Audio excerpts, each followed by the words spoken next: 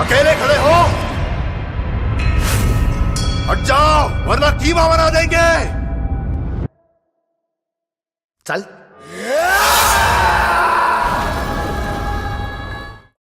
Welcome to social.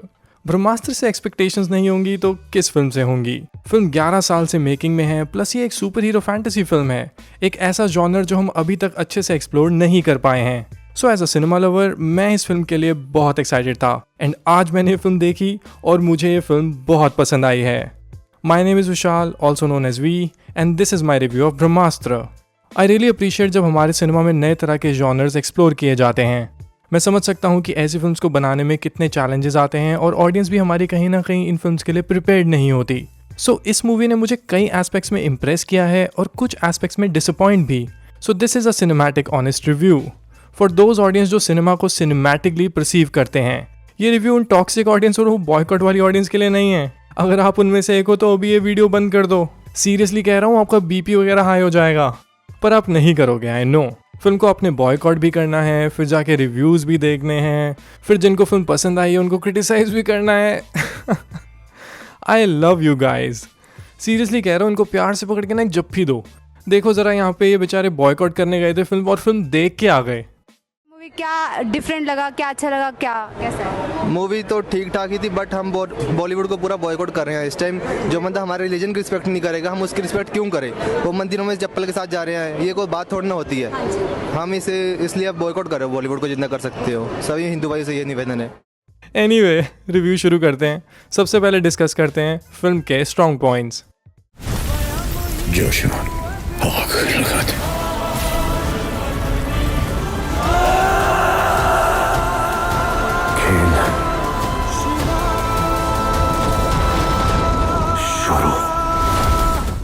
Strong point number 1, CGI and graphics.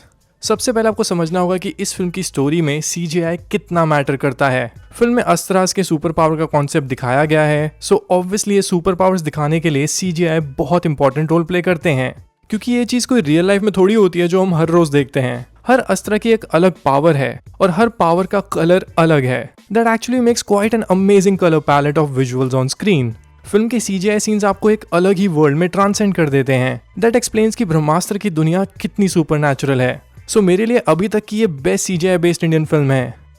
Strong point number 2, philosophy of action scenes. मैं ये चीज़ बिल्कुल भी expect करके नहीं गया था कि फिल्म में दिखाए जाने वाले एक्शन सीन्स के पीछे एक फिलॉसफी होगी, एक कैरेक्टर बिल्डिंग होगी। यूजुअली मैंने देखा है कि बिग बजट फिल्म्स में ऑडियंस की एक्सपेक्टेशंस को हाई करने के लिए एक्शन सीन्स दिखाए जाते हैं दैट सर्व्स नो मीनिंग और philosophy, which is totally okay. Action scenes का तो मतलब ही एक्शन है, हमें उनको एंजॉय करना होता है और कुछ नहीं। पर ब्रह्मास्त्र में हर एक्शन सीन के पीछे एक डीपर अंडरस्टैंडिंग है। जैसे फॉर एग्जाम्पल नंदी अस्त्र का सीन, जिसको आपने ट्रेलर में भी देखा होगा कि जहाँ पे एक बुल दिखाई जाती है। सो दैट एक्सप्लेन्स कि एक बुल की शक्तियाँ हैं इस अस्त्र में और इसीलिए एक इंसान इतना स्ट्रॉन्ग बन गया है। ऐसी ही फिलॉसफी बहुत सारे एक्शन सीन्स में दिखाई जाती है इस फिल्म में। That actually makes you think deeper while watching these action scenes. वरना यूजुअली आपको एक्शन सीन्स में अपना दिमाग सबमिट कर देना होता है और एंजॉय करना होता है। But Brahmastra goes deep in its action, क्योंकि ये फिल्म अस्त्रास के बारे में है और पूरी तरह से इसके एक्शन सीन्स अपने वर्ल्ड को डिफाइन करते हैं।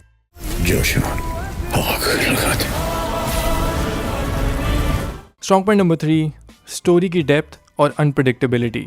ये पॉइंट मासी ऑडियंस के लिए नहीं है, ये पॉइंट सिनेफाइल्स के लिए है। ब्रह्मास्त्र की स्टोरी लाइन बहुत डीप है। जितना भी ट्रेलर में रिवील किया गया था उससे ज़्यादा आपको फिल्म में देखने को मिलेगा and it will reveal a lot of things. Ayan Mukherjee ने जो स्टोरी पे वर्क किया है वो साफ दिखता है स्क्रीन पे। ये एक सिंपल सी सुपर पावर्स वाली स्टोरी भी हो सकती थी about a hero and a villain, but no, Brahmastra is actually very unpredictable. अभी तो विलन्स की अपनी एक ओरिजिन स्टोरी बन सकती है, ब्रह्मांड सोसाइटी की अपनी एक स्टोरी बन सकती है, नागार्जुन के कैरेक्टर का तो अपना एक प्रीक्वल बन सकता है पूरा। इसके अलावा जो शाहरुख का कैरेक्टर है उसकी एक अपनी बैक स्टोरी है। सो दैट एक्सप्लेन्स की स्टोरी बहुत अच्छे से लिखी गई है that if you pick any character आप उनकी स्टोरी को एनालाइज कर सकते हो और थ्योरीज बना सकते हो। एक इंडियन फिल्म में ये चीज़ें कब से होने लगी। So as a cinema lover this actually feels very empowering. Literally मैं तो अभी और वीडियोज़ बनाने वाला हूँ स्टोरीज और थ्योरीज को लेके। Strong point number 4, direction and vision. Ayan Mukherjee को मैं कोई मास्टर ऑफ अ डायरेक्टर नहीं कहने वाला हूँ इस पॉइंट में, ऐसा कुछ भी नहीं। But his vision of making a film like this definitely deserves appreciation, क्योंकि हमारे पास इंडियन सिनेमा में कौन सी ऐसी फिल्म्स हैं जिनको देख के हम ब्रह्मास्त्र जैसी फिल्म बना पाएं। Also at the same time एक सुपर हीरो फैंटेसी फिल्म होते हुए भी पूरी स्टोरी को इंडियनाइज रखना ये एक बहुत ही इंपॉर्टेंट एस्पेक्ट था। वरना हॉलीवुड मूवीज हम इतनी देख चुके हैं कि चाहते या ना चाहते हुए भी लोग इसको कंपेयर करेंगे। पर अयान का ब्रह्मास्त्र को बनाने का विजन पूरी तरह से इंडियन नैरेटिव पे बेस्ड था। आप खुद ही फिल्म के लोकेशंस देखो, कलर्स देखो, कैरेक्टर्स देखो, it represents the true Indian spirit.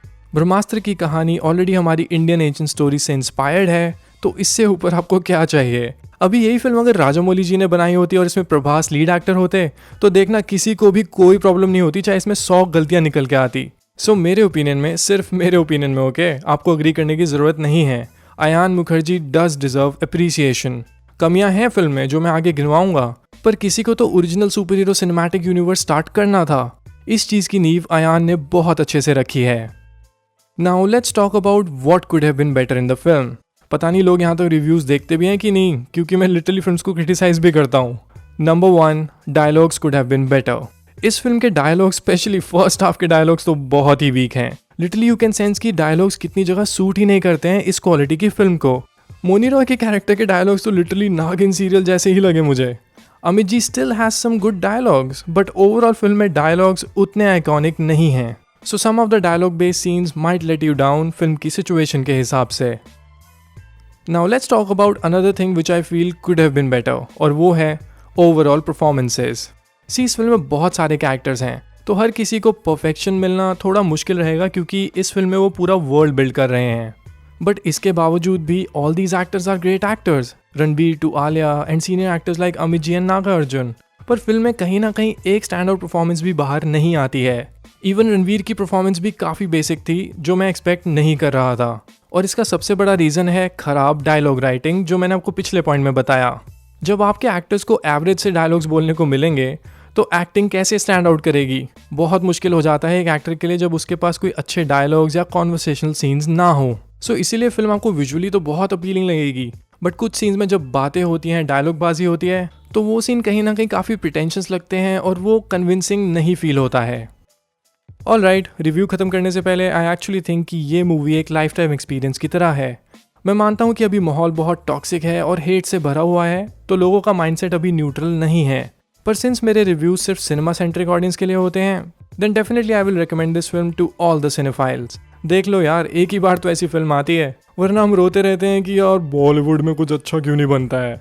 सो इसीलिए सुरक्षित रहें और याद रखें, सही वक्त सही कदम, सतर्क रहें। जय हिंद। ऑल राइट, ये तो था मेरा रिव्यू। आप मेरे ओपिनियन से एग्री भी कर सकते हैं और डिसएग्री भी। It is actually quite healthy and democratic. So let me know your opinion on Brahmastra. और प्यार से बताना, कहीं अपना ही ट्रिगर ना ऑफ कर लेना बताते हुए कि ये कैसे तेरे को पसंद आ गया, ये चीज़ क्यों नहीं बोली, वो क्यों नहीं बोला। Come on, it's a film, सबको अलग तरह से पसंद आएगी और ये मेरा ओपिनियन है, सिंपल। हम इतने इंटॉलरेंट कैसे हो गए कि हम एक दूसरे का ओपिनियन ही नहीं एक्सेप्ट कर पा रहे। Anyway, this was my review. इसके अलावा you can follow me on Instagram and Twitter @vishalan_cinema, जहाँ मैं सिनेमा से रिलेटेड चीज़ें पोस्ट करता रहता हूँ। So if you like my reviews, you can follow me there as well.